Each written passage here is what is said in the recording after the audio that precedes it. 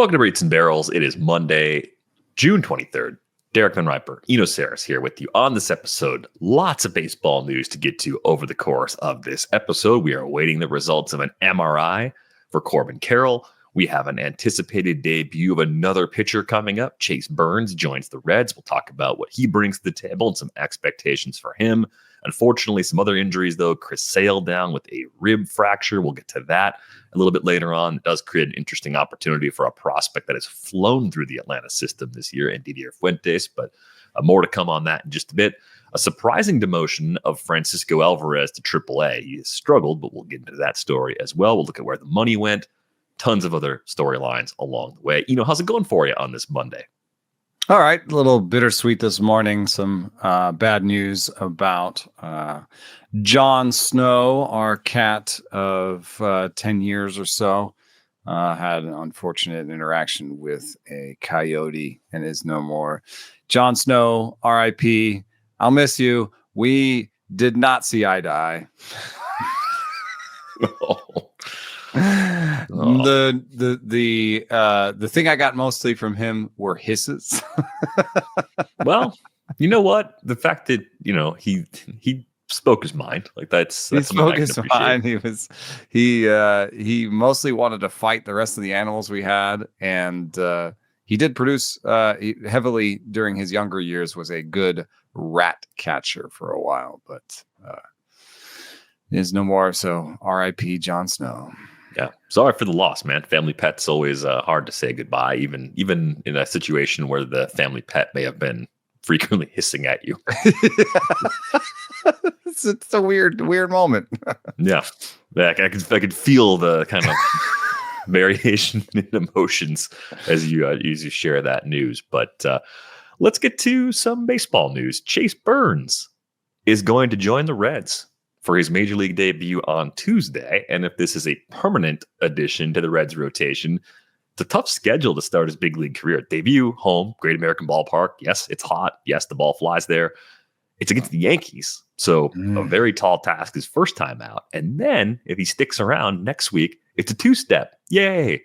Oh no, it's on the road at Boston and at Philly. So, hey, if Chase Burns has big league caliber stuff, and I think we believe he does, this is a great way to see just how big league ready he is in a very short period of time. Yeah, I think the difficulty will be that a lot of the stuff is wrapped up in the slider. And so will he be able to fashion an entire game plan that dominates major league hitters sort of based on the strength of that one pitch? I think eventually he will. I don't know if it'll come right away. And the cards are not stacked in his favor, as you mentioned, in terms of matchups and parks. So I also don't have any money. So I didn't have any money to get him this week. But I guess he wasn't available in most leagues. Right, because he hasn't pitched yet for NFBC leagues. Yeah. He wasn't in the pool yet. I don't think he was drafted really in any of those leagues. Or if he was, it was a very, very small number of them. So you couldn't add him in keeper leagues. He's been owned for a while. It's one of those weird things where I can't tell you not to go get him. I think he'll be exciting, but I don't think this is set up for him to just dominate for his first three starts. Yeah, could be some growing pains along the way. That happens. I think the uncertainty about his stay in the rotation, for now at least, is kind of tied to the injury news around Hunter Green. Hunter Green is in Arizona for rehab, but has not actually started pitching in games yet. So the longer he's out, the lengthier the rehab assignment's going to be to ramp him back up. That's part of it. Wade Miley went on the IL over the weekend. So I think there's actually a reasonable path here for Burns to hang around, at least up until the All-Star break. And if he pitches well, then of course the Reds can just keep him up and use someone like Nick Martinez in a relief role or make some other adjustment to accommodate him. But that's where the unknowns come from, is just the lack of clarity at this time, at least, about when exactly Green will be back. Yeah, and there's some lack of clarity maybe in terms of what the Reds are going to do at the deadline and which direction they're going to go. They are in the mix, but not considered a favorite for one of those wild card spots. Right now in the wild card are the Mets, Giants, and Brewers with the Cardinals and Padres out, and then you get to the Reds. So it'll be tough hoeing for them, and most of it is pitching, which is at high demand at the deadline, right? So I think if the Reds do something, it will be minor. Maybe it has something to do with the bullpen, or maybe they try to acquire somebody that will have value for them next year as well. But Martinez is one of those guys that might actually be leaving town at the deadline. He could have value to another team. He was, I think, top 20 in our trade chips series. And he's on an expiring deal. You can't give him the QO again. And to another team, he could be a starter or a reliever. He's done both in his recent past. So I think that in terms of opportunity in the rotation, he's got a fair amount. Yeah, I wonder how much of the remaining salary the Reds would be willing to eat, because that would probably change the number of teams interested. And I still wonder if Nick Martinez, when you're thinking about a playoff rotation, does he flip into the bullpen in the postseason? Is he one of those good enough to get you there, but also good enough to work in the middle innings? That's my read. Yeah, I think he could work for the Padres if the Reds paid down the salary a little bit.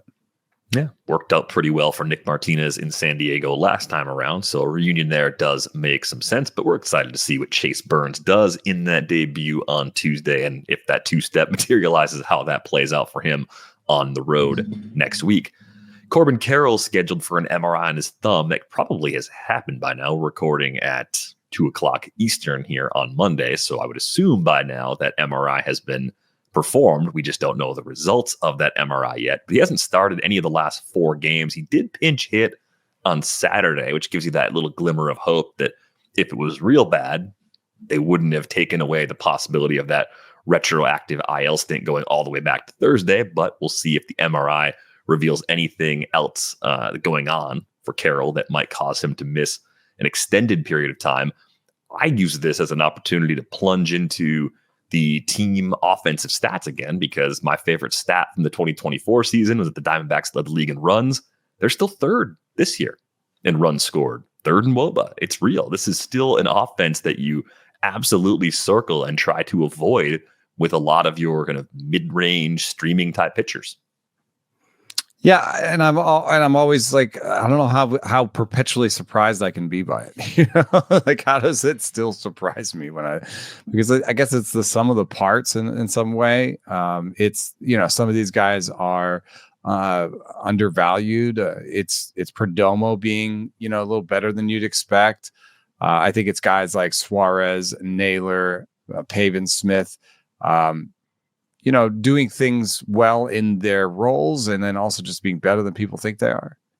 And then there's a bit of a no holes aspect to this. The worst hitter in their lineup on any given day is Alec Thomas with an 82 WRC plus, or Lourdes Gurriel Jr. with 100 WRC plus.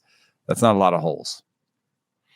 Yeah, that's a good way to look at it. I think it's, you know, Carroll kind of pushing back to his early career form this year, and then Ketel Marte around a stint on the IL, looking kind of like an NL MVP candidate in a Shohei Ohtani doesn't win the MVP award version of the National League. I mean, that's how Ketel Marte has been fantastic. 310, 420, 582, 13 homers in 51 games. It's a 40 homer guy over a full season if he was able to stay healthy. Yeah, The health, though, is why I have traded him away in keeper leagues in the past couple of years. It gets a little difficult sometimes to own him because you don't feel like you can depend on him. And second base is such a difficult spot where, like, if you're playing him there and then he gets hurt, you are playing somebody not good.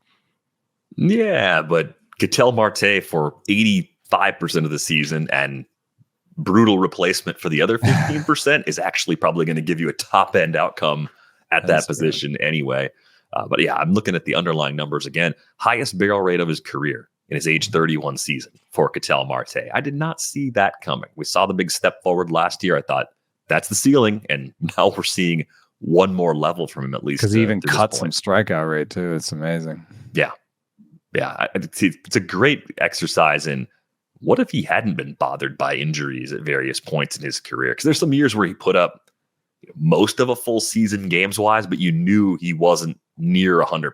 Like his 2022 season would be part of this big peak. That was his age 28 season.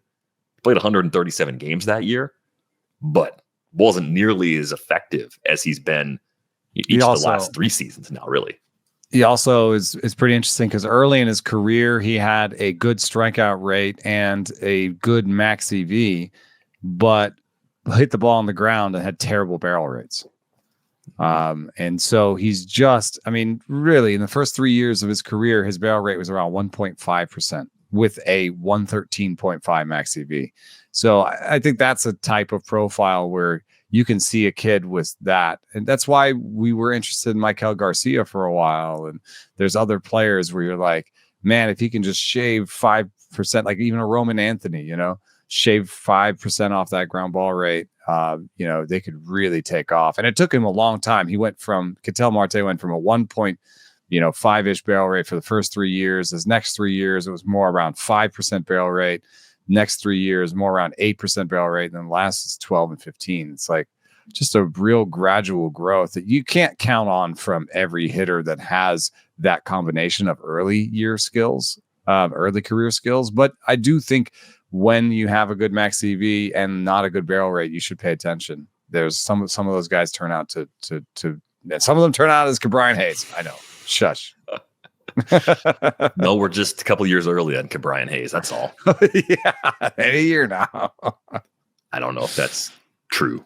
I wish it to be true, but I don't think it's true anymore. Yeah, I'm losing some faith in that being the actual outcome at this point. I promise I'm dialing down expectations, but we'll wait and see if we can get some more information on Corbin Carroll for Tuesday's show.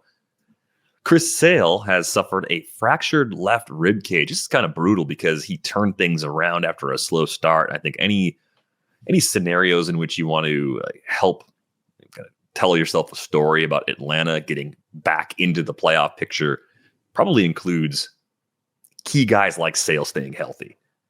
There's not a timetable for his return yet, but I know the Baseball Prospectus injury recovery dashboard has a couple of similar injuries in the ledger. Those injuries typically take 30 to 40 days to heal. So you're looking at a full month kind of at the low end and maybe a little longer. I mean, Chris Sale could be out until after the trade deadline possibly, which really puts them in a tough spot. They did decide to make an aggressive promotion. Didier Fuentes has flown through their system. And, well, if anyone's going to move quickly through a system on a pitching side, it's probably because they have really good big league stuff. And, yeah, that's the case for Didier Fuentes, who we saw make his debut over the weekend. Yeah, 96-mile-an-hour fastball with 17 inches of IVB. It's not exactly... It's not like 18 or 19 inches of IVB, but it is slightly above average. And the 96-mile-an-hour velo is good. He's got a split finger. He threw once. So we'll have to see what's the deal on that. But an 82-mile-an-hour sweeper with 12 inches of sweep, and then a pretty big curveball at 79. I think he can spin it. I always like guys who can spin it. And then, of course, the model likes him as well, with a 113 stuff plus on a 117 fastball, 107 slider, 110 curveball. Although, did he pitch? When did he pitch? I think that was Friday that he made the debut. Okay, yeah, that's Friday against the Marlins. That's good. So the arm angle has been updated in there, and so this is all copacetic. I'm into him. It is weird when you get numbers like this, and then you look at kind of an up and down minor league. I mean, in 2025 when he first got into AA, 25% strikeout rate, 7% walk rate, an ERA near 5. It's not the best AA debut, but then he goes up, has a start in AAA that's really good. And I guess in terms of Ks and BBs, it's pretty good. And then I think this need is why he's in the big leagues, as much as anything. Some of it is just like, well, everyone else got hurt. and it was him or Waldrop, I guess, and they liked what they saw. Is Waldrop even hurt? Waldrop had an injury, I thought, at the very beginning of the season. He's up to 57 innings, though, AAA this year, so I don't think he's... But he's not doing that well. He has a 23% strikeout rate, 13% walk rate, and an ERA near 6 in AAA. So I guess Fuentes just passed him by. But, need is a big part of the story, too, is that they've kind of brought all of their big pitching prospects to the major leagues, and they've all gotten hurt or aren't as good as people thought they were. Yeah, they were quick to bring AJ Smith-Shawver up a couple of years ago, and this has kind of been part of the Alex Anthopoulos front office mentality, though, is to take players and move them aggressively if they feel they have a need, if they feel that player can hold their own. They did it with Michael Harris on the position player side, too, as just one other type of example. And with Waldrop, man, like, I don't think command was ever going to be a strength, but I'm wondering if he's actually underperforming even a 40 command grade, and if that's part of why it hasn't clicked for him so far in the minors this year. I mean, 13.3% walk rate is just kind of brutal if you're going to not be elite in terms of strikeouts, and that's been the case. Waldrop's got a 23.5% K rate. If you're going to walk that many guys, you got to strike out at least 30% of the batters you face. And the model says his best pitch is a splitter, which is one of those things that, shows up on Pitching Ninja. It's a beautiful pitch, but it's really hard. Let's say your best pitch is a slider, like a Chase Burns or something, right? You can throw that pitch for strikes. You can throw that pitch for swinging strikes. You can build a whole arsenal off that. I think it's hard when your best pitch is a splitter. It's going to be really hard to throw for strikes. And then, I think that's what you see in the minor leagues is him probably trying to throw some splitters for strikes and missing with a 13% walk rate. And that he doesn't want to give in and give them his 87 stuff plus four seamer in hitters counts, and his 98 stuff plus slider is maybe not good enough to throw in those counts as well. 2-0 count, is probably trying to throw that splitter some, and it's not really working. So I think that's a tough one. Fuentes gets the Mets on Wednesday, and if he's still in the rotation, I think he will be. He gets the Angels next Tuesday and might have a 2-step next week. So there's a case you can make that you'd rather have Fuentes in the near future than Chase Burns. I mean, those are better matchups, Yeah, if you're thinking really only about the short term and you're concerned that Burns isn't up for good, I think you can talk yourself into that. But if you're banking on, yes, massive I know. Impact, Ceiling, yeah. I think you still go Burns over Fuentes, even with the very nice numbers coming out of that model. That 2-step would be home against the Angels, home against the Orioles, and that's an Orioles team that is not at full strength right now. Adley Rutschman is out through the All-Star break. He has what they're calling a mild oblique strain, but as we know, oblique strains usually take about a month to fully heal. As a catcher, he's got like 2 or 3 different ways he needs to be healed. Catcher and switch hitter. That is not a great situation for an oblique injury. So yeah, I understand why that's going to take a little bit of time. I also saw that collision. Maverick Hanley trying to make a play on a ball thrown up the third baseline got clipped by Jazz Chisholm, just an accidental collision, and he had to leave a game. So the Orioles are getting really, really thin with catching depth right now. So I think we're going to see a lot of Gary Sanchez. That was probably reflected in where the money went. I saw him picked up pretty much everywhere, pretty much all 2-catcher leagues, since he can hit enough to make an impact in those leagues, and the playing time will be up for these next few weeks. I will say the one thing that's annoying is like you're probably buying like a month of Gary Sanchez, and that's fine. It's probably worth a certain amount of money, and I'm not saying it's not a good pickup, but having been in this situation where I'm cycling through second catchers, it sucks. Mm-hmm. It sucks. It's not fun. That's why I did spend like $50 on Kyle Teal recently, because I was like, I just want to get out of this situation. I want to actually buy a second catcher and have them all year and not worry about this position anymore.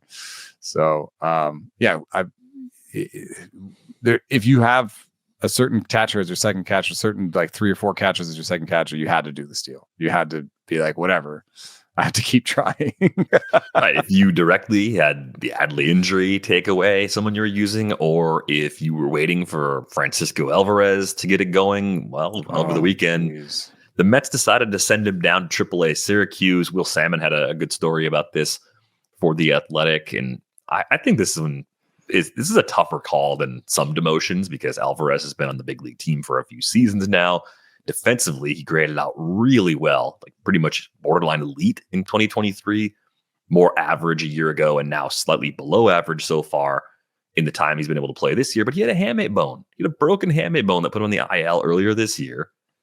I don't think his underlying numbers are horrible. I think they, in context of that hamate injury, make a lot of sense. It's a 50.6% hard hit rate with only a .333 slugging percentage.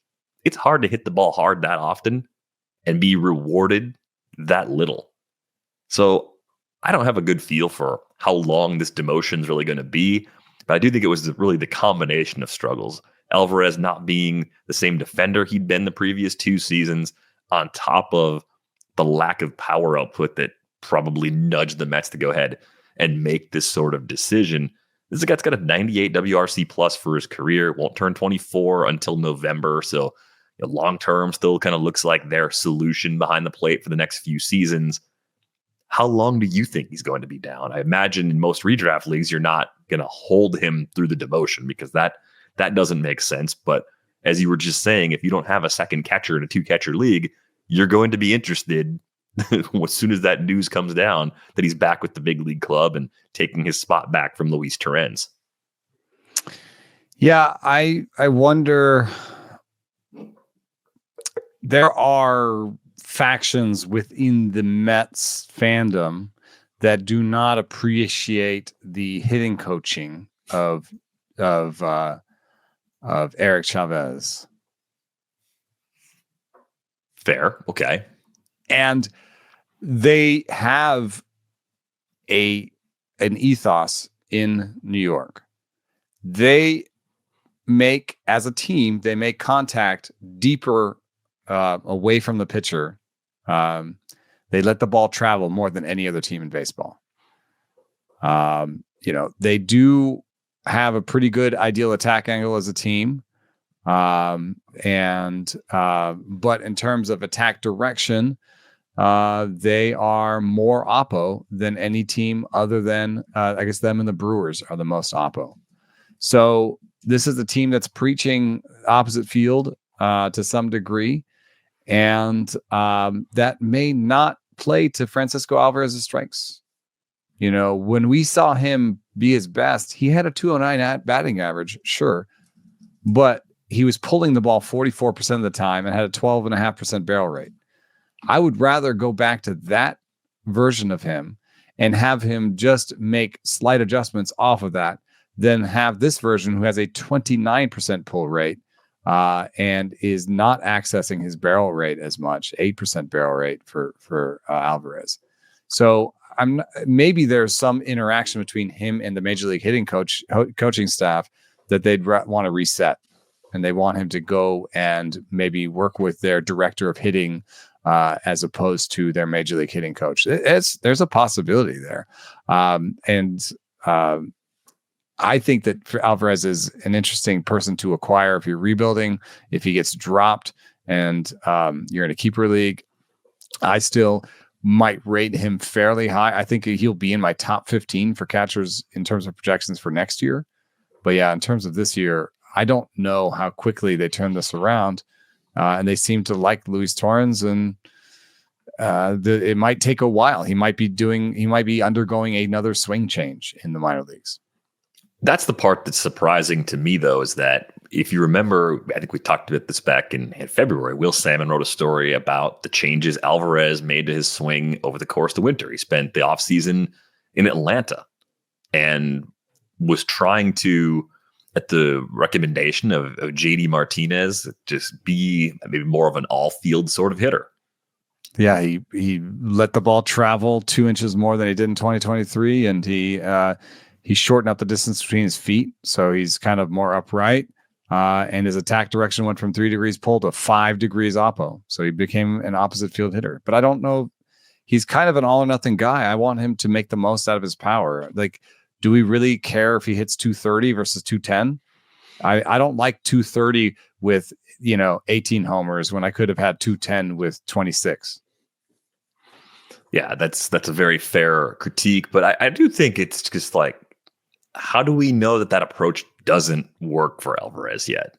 Would we ordinarily take any player and say, well, you've been struggling for 138 plate appearances, so this approach doesn't work? Like, that's kind of weird, right? Like, I don't. It's pretty quick, yeah. I don't love it. I understand why they did it, and I think I have a similar view long term to what you have, where I see him and say Francisco Alvarez, very good chance, still a top 15 catcher going into next season. If he came back and had a big second half, he could be ranked much higher than that because he has that kind of power. I mean, that 2023 season as a 21-year-old, 12.5% barrel rate, popped 25 homers in just 423 plate appearances, and that's playing half his games in a place that's actually pretty difficult to hit for power. So there's still a good bit to like here. As far as doing just a little bit of research, digging into this story, heard the radio call actually on Sunday. I was driving home, heard Sunday night baseball. It was like Mets Phillies, and they were talking about Alvarez also became a father recently. It's like, well, that's like another kind of bummer on the story. Is like he's got to be away. He's got to go up to Syracuse for a few weeks. Like, I know he's traveling anyway in the big leagues, but that's just another part of it. You're like, well, that kind of sucks. I also learned Francisco Alvarez makes great lasagna.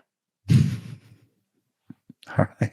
It's just an accidental factoid I stumbled into. So now I want the recipe. I want to know, like, what's he doing with his lasagna? Why is his lasagna better than mine? A bunch of it? Is he going to make a bunch of it and bring it with him into the clubhouse in Syracuse? I probably assume in this instance, no, but no, he's probably a little upset. Probably working on everything else instead, but trying to get back as quickly as he possibly can. But anyway, I'm optimistic long term, despite this short term hiccup for Francisco Alvarez. There was a lot of other baseball news over the course of this weekend. Shota Imanaga is actually coming back this week, a much needed lift, I think, for that Cubs team trying to hold on to first place in the NL Central. It's also just like for all of us that dealing with IL stint after IL stint on the pitching side. It's always nice when guys actually come back and start pitching again. Yeah, no, I'm excited to see him. He is coming back at a tough time.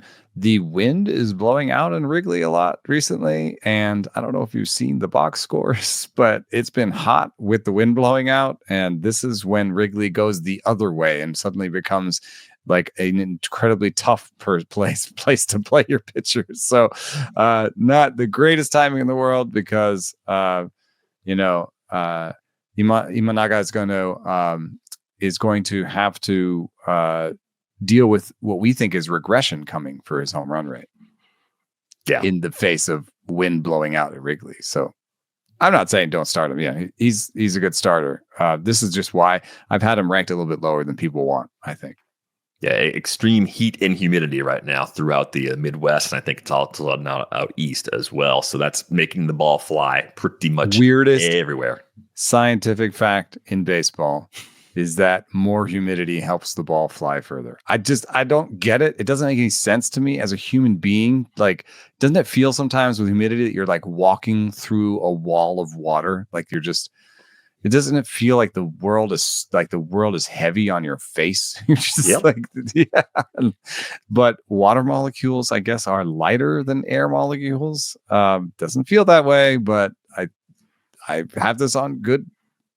This is good information from Alan Nathan, our resident physicist.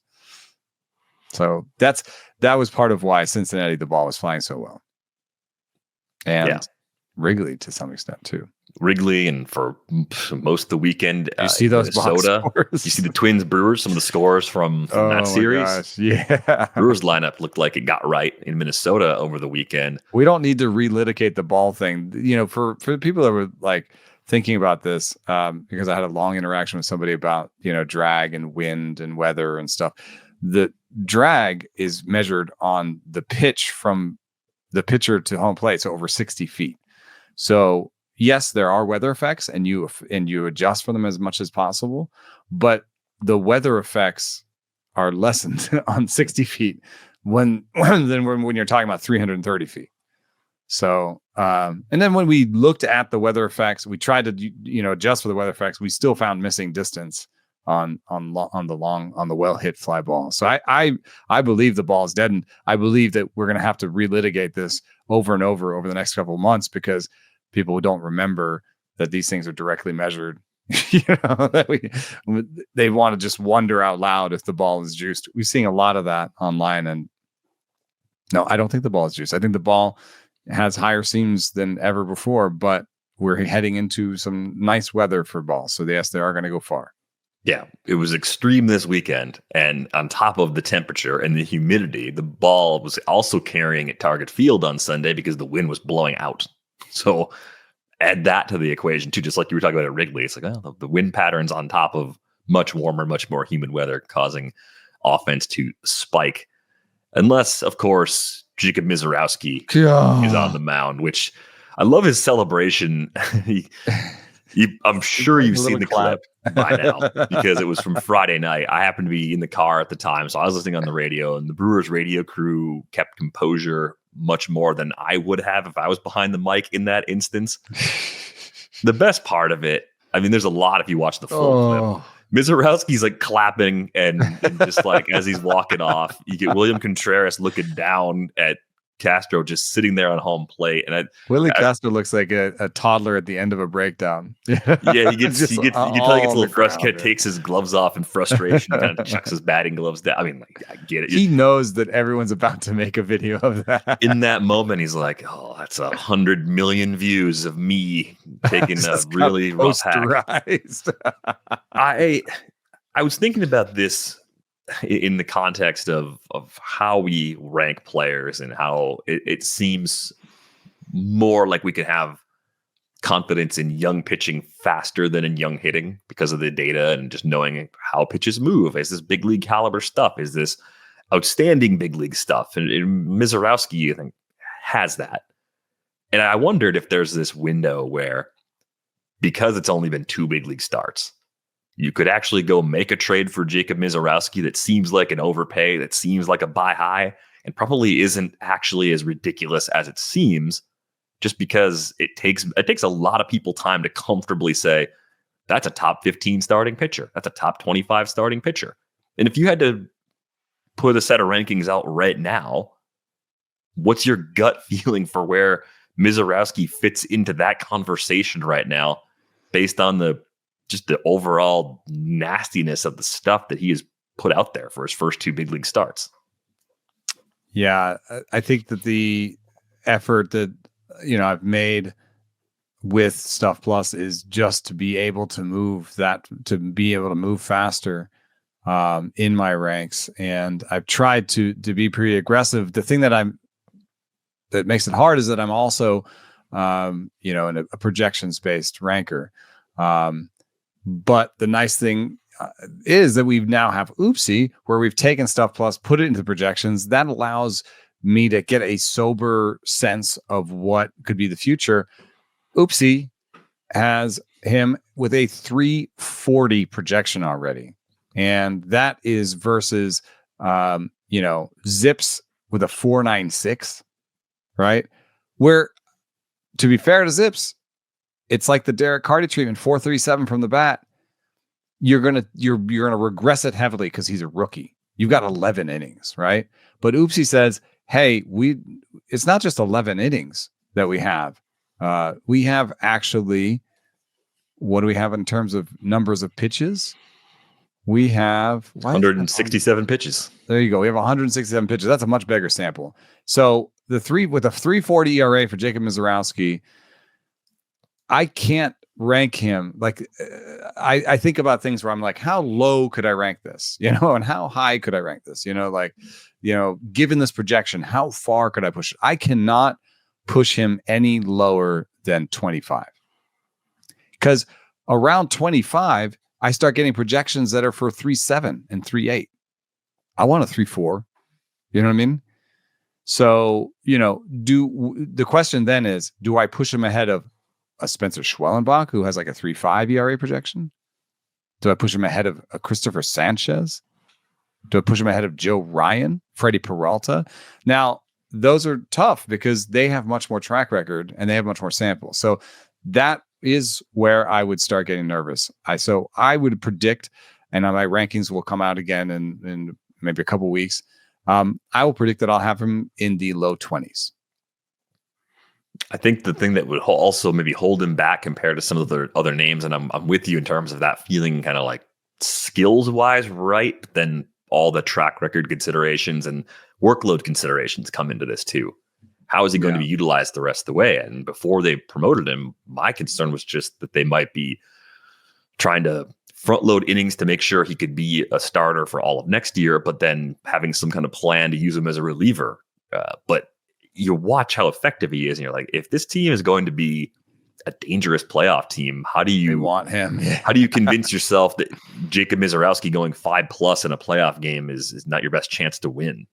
You also have to, the elephant in the room is also his walk rate. 88 location plus is terrible. The 13-14% walk rates are bad, and there might be a team that can really, push him on that. But the interesting thing is, he has such a great strikeout rate projected and such a great whiff rate and such great stuff that I think there is kind of this idea, like if I just sit up there and just wait for Misiorowski to throw, he can throw 3 strikes. Like if it's very obvious that I'm just trying to wait him out, like he can throw 3 strikes. It's not that bad. So then they get aggressive and say, oh, well, then I need to get his fastball before he throws me that nasty curveball, or that 96-mile-an-hour slider.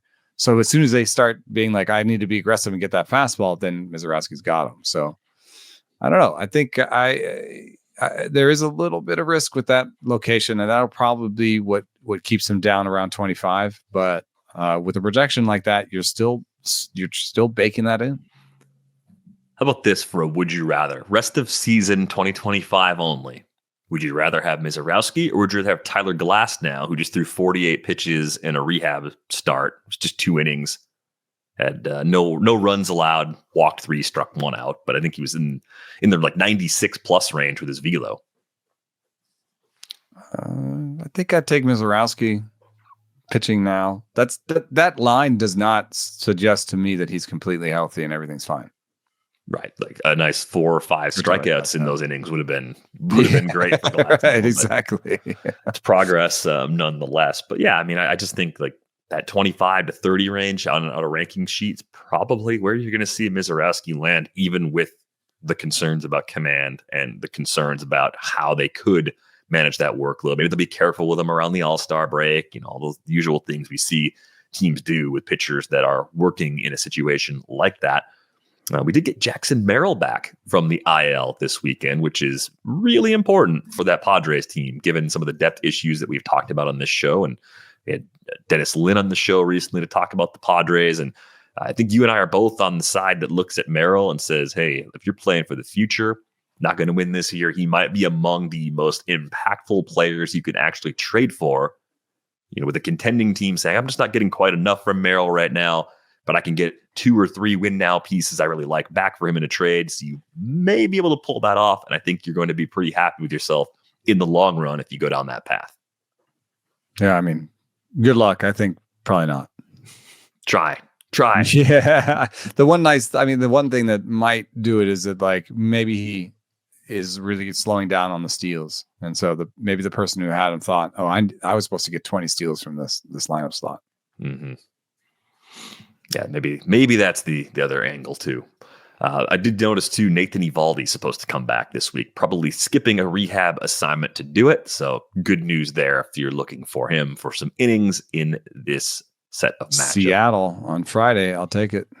It's a real good spot to come back at. It could be a slightly short start though. The note I saw over at RotoWire was that he threw a 50-pitch 3-inning live session. So if you think, okay, 15, 20 pitches off that, might be a little hard to get the win the first time out unless he's cruising and gets through 5.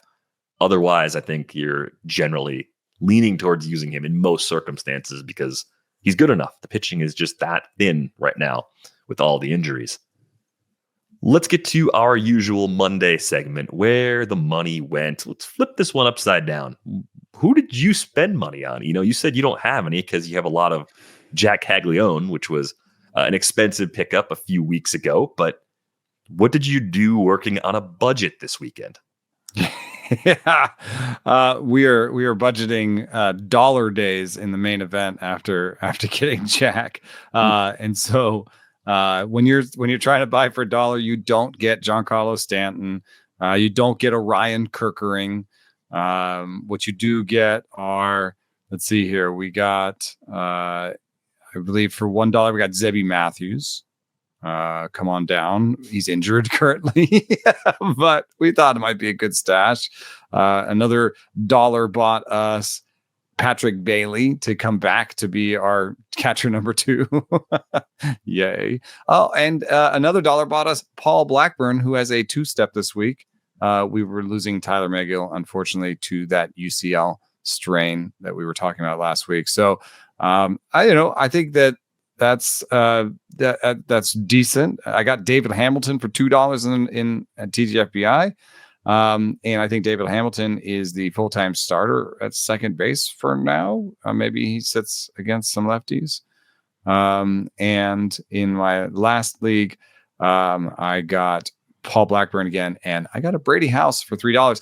And I do want to say, I have never looked at a weirder bat tracking page than Brady House. Now it's early going on this, and we're all trying to figure this stuff out, in terms of how to use it best.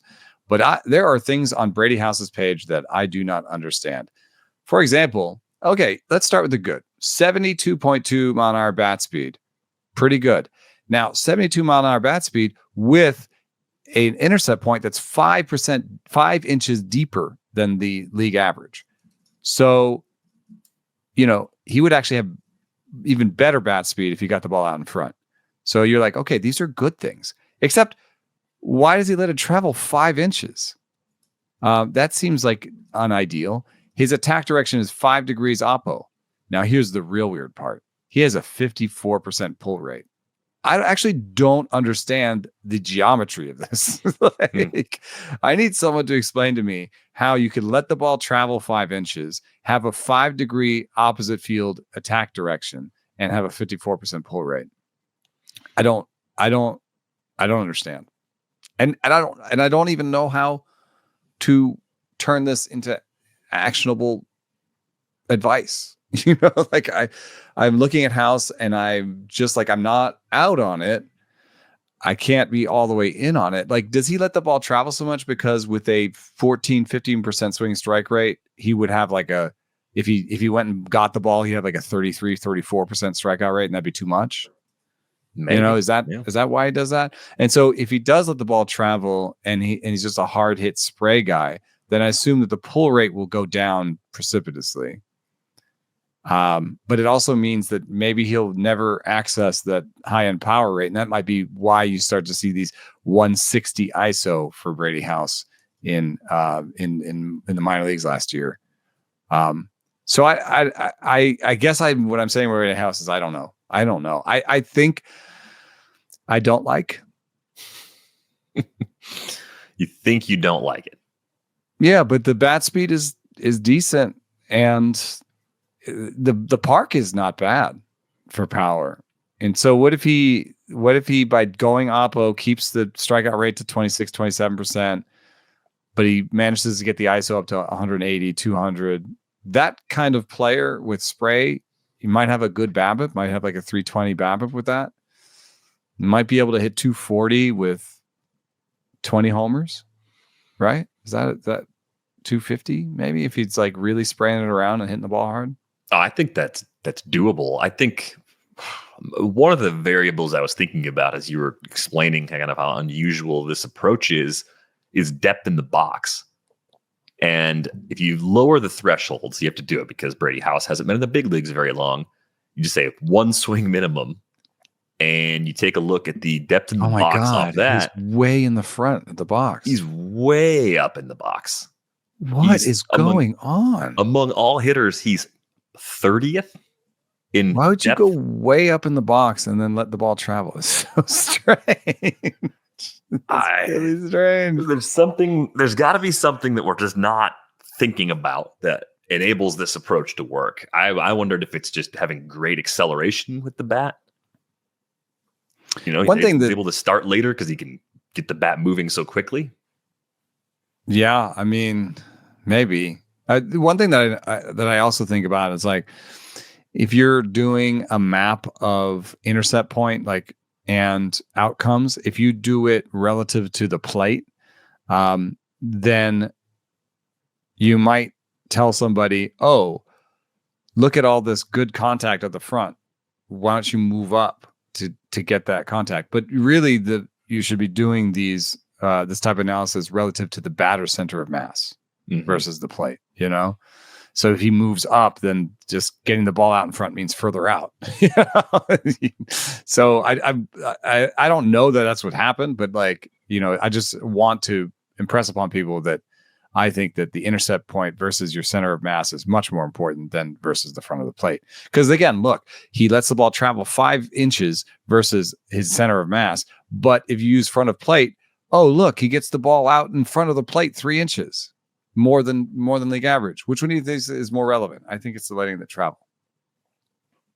Yeah, more to come with breakdowns on Brady House. Now, we had a meeting with Jed about the Wednesday show, and now I'm like, this might be a great set of questions for Jed to help us understand this, because there's something that's not quite clicking for us with Brady House, but plenty of playing time.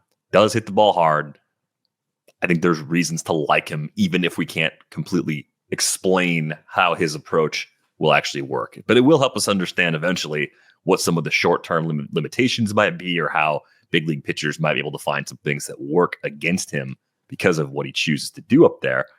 This was a weird week for pickups. Like there wasn't, I didn't think anyway, there was this massive win in free agency to go out there and get anybody.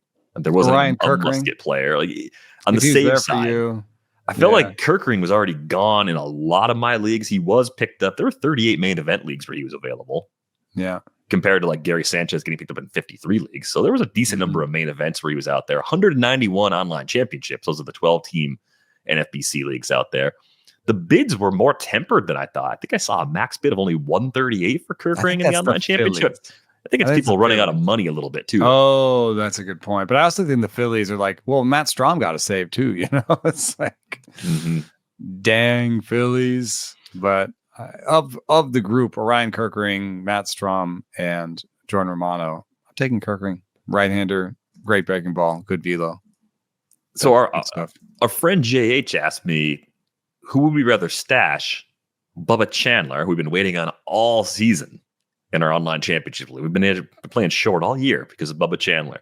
Better stash right now, though, in a redraft league. Chandler or Emmett Sheehan, who pitched well and got sent down by the Dodgers last week. I'm going to take Chandler because he get the breaking ball. And I just feel like the Pirates have to do it at some point. I know he's struggling a little bit, Chandler, right now. I don't know why. But the Dodgers thing, it just seems impossible, dude. You like Ben Casparis, he's up, and now he's back, probably in the back of the bullpen. Like what?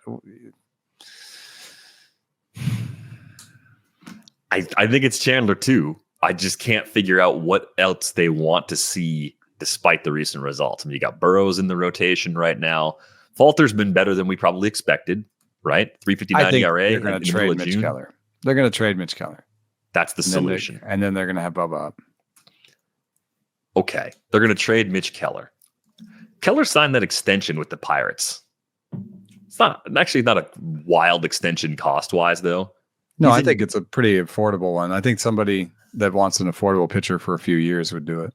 Yeah, so he's in year 2 of a 5 for 77. So it comes out to like $15 million per year. Not bad at all. It's like 3/4 of what the qualifying offer is now. The weird thing about Mitch Keller this year, 18.5% strikeout rate. It's his lowest strikeout rate since 2020.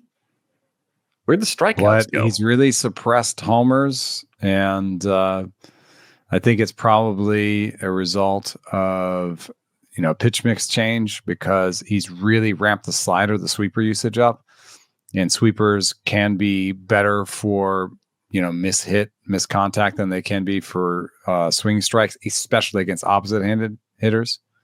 So I think that's probably the sweeper. We know that Keller has thrown a lot of different pitches and still has plenty of them in his arsenal. If he ends up in a new organization, there's got to be a plan to tweak him even more, right? Like what would you do if you were running the team that traded for Mitch Keller? How would you try and maximize his effectiveness? I'd probably want to research that cutter that he used to throw. I like him with 3 fastballs. I'd want to know do we want, do we want more of a gyro slider that's 88, has more movement, or do we want more of a cutter that's 90 plus and is more of a cutter? My R&D department would tell me which one would be better, And I think that the fact that he's thrown a cutter in the past as much as 20% of the time means that he could throw it again. And he has a feel for spin. We know that he has a feel for spin. So you might up some of the curveball usage, or you might bring that cutter back. But I think that, having that cutter makes him a true sort of 5-pitch guy, 6-pitch even. And that's what I would lean into with him. None of his pitches are amazing. I want you to throw 6 of your pitches in all counts. And I think the cutter can help him do that. Yeah, I mean, there's ways for Mitch Keller to continue tweaking, and you can tell yourself a story that his best season still hasn't happened yet. It's at least a possibility. We've been saying that for 3 or 4 years now, too. But I think also, somebody might just be like, hey, would I like to have a number 3, 4 type pitcher for $15 million for, the next few years, and I'd be able to write that in stone? Yeah, I think I might want that. He's been pretty healthy, too, these last 4 years now. So yeah, totally. That's part of the equation, too. Healthy innings can be hard to find, but you're probably right. That might be what we need. Maybe Bubba Chandler's an August promotion instead of a May, June. I was sure they were going to follow the Paul Skeens script with Bubba Chandler, and I was wrong about that. Other interesting names, though, that get picked up over the weekend. Mickey Moniak has been on a heater. I don't think anything's different about Mickey Moniak. I think this is just the same as before. If he's home and he's running into a bunch of righties, stream him. If he's not, it's harder to find that use case. I know he's popped 11 homers now and 207 plate appearances, but the K rate's down a little bit. But how much of that is just being carefully used compared to being thrust into an everyday replacement sort of role like he was during some of his time with the Angels? Yeah, I don't know. I've both picked him up and dropped him repeatedly in the same league. He's right around the streamer level for me. Mm-hmm. You're like, oh, he's got 2 or 3 homestands in Colorado for a while. Then I'm interested. Oh, he's going to New York and Florida. Not so interested anymore. Kind of quickly bounced off the roster, and usually there's a couple lefties mixed in there, and you're like, oh, it's not even a full week of games on the road either. So that's where that exactly. On again, off again keeps coming from. The weekly lineups. Okay, so if you're in a daily lineup, it gets a little bit more exciting. This is probably the best plate skills he's ever shown, but I have to suggest to you that these are still poor plate skills. 25% strikeout rate, 6% walk rate. It's poor plate skills. If he wasn't a Rocky, I think we'd have very little interest in him. Right. Yeah, I think that's kind of jumped it up a level from where it was when he was trying to break through with the Angels. Max Scherzer comes back this week against the Guardians. So he got picked up in a bunch of 12s over the weekend. I think bid range was $2 to $150. I would not have been throwing the $150 down on Max Scherzer, if only because the way he keeps talking about this thumb makes me wonder if it's just not going to go away. Like if it's a problem that he knows could be aggravated at any time. And I think I'd feel generally comfortable streaming him, using him this week in that matchup. The Guardians are just an okay sort of team. You can generally throw most of your starters against them. But this was from the report that Hazel May of Sportsnet had. Scherzer's quoted as saying, "My stuff is fine. I'm trying everything I can to manage this and make sure I can recover. There's no knowing, just have to get out there."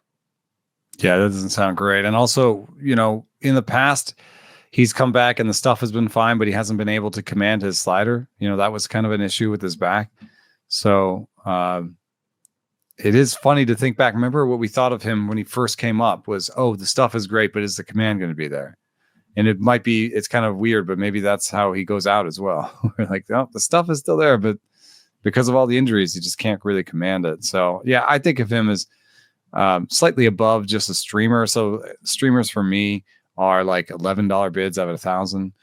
I would have gone to maybe 20 or 30 on Scherzer if I had the money, which is like, a little bit better than a streamer, but it's not in that hundreds level.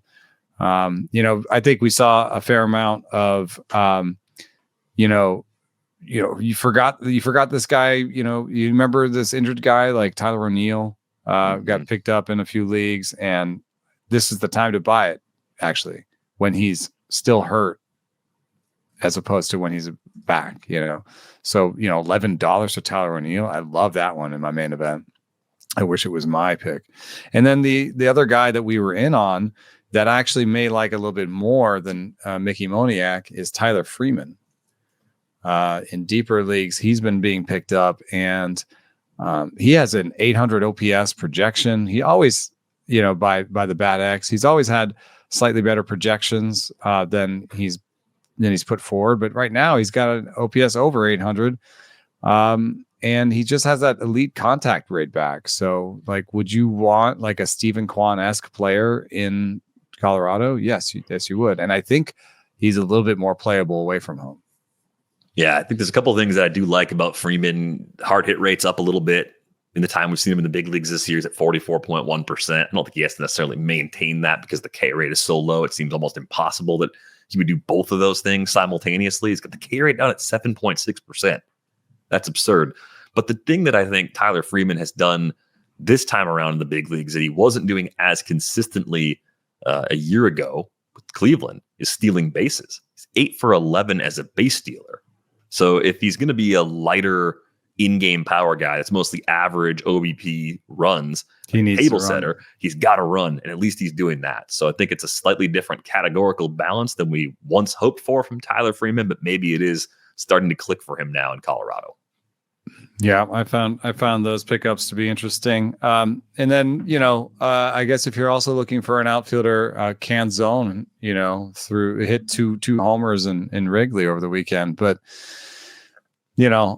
that was really wind aided. And on the flip side, he's hit a ball 115.9 this year. Canzone has with a 15.8% strikeout rate. So there's a 8.7% swinging strike rate for Canzone. Like, these are numbers that can mean something in a small sample, and they're finally kind of pointing to a little bit more than just a league average hitter, I believe. So, I think, I'm kicking myself because in our keeper league that we're in together, we had Canzone, on the bench for a while, and then just had some sort of roster crunch and needed to have somebody that was alive this week and not in the minors, and then look up, now he's up and now he's playing well and he's on somebody else's roster. Yeah, it's always been when will he get a real chance to play, and is his glove going to be so bad that it chips away at his playing time despite whatever he offers with the bat? Like those questions I think are still there, but it's frustrating when a player like that gets that run and plays really well. Canzone versus Isaac Collins. Who do you like better as a deep league outfield flyer right now? Canzone was up but didn't play for 3 days in a row.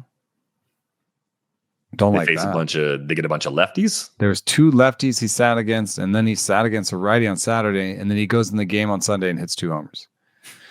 But the things are in such a flux there that like hitting 2 homers in that game on Sunday might change the lineup going forward.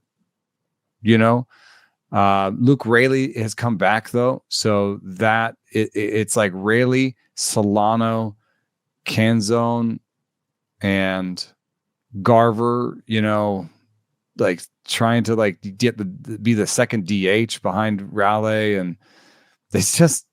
But I think that somebody could emerge pretty quickly. Whereas in Milwaukee, is there a little sense that maybe Collins, who is playing every day right now, is keeping the seat warm?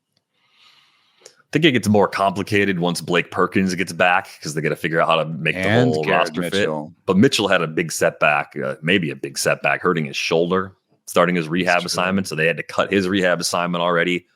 I like that Collins steals some bags. It's, 8 out of the last 9 he has started now. So he's been basically an everyday player now for the last 10 days. Yeah, the Mariners have had chances with Canzone in the past and been reluctant to let him play. So I think that's where I'm at with Collins as well. Doesn't hit the ball as hard as Dominic Canzone, but probably just plays more. Doesn't matter how hard you hit the ball if you're not playing. That's the main shortcoming I'm worried about with Dominic Canzone.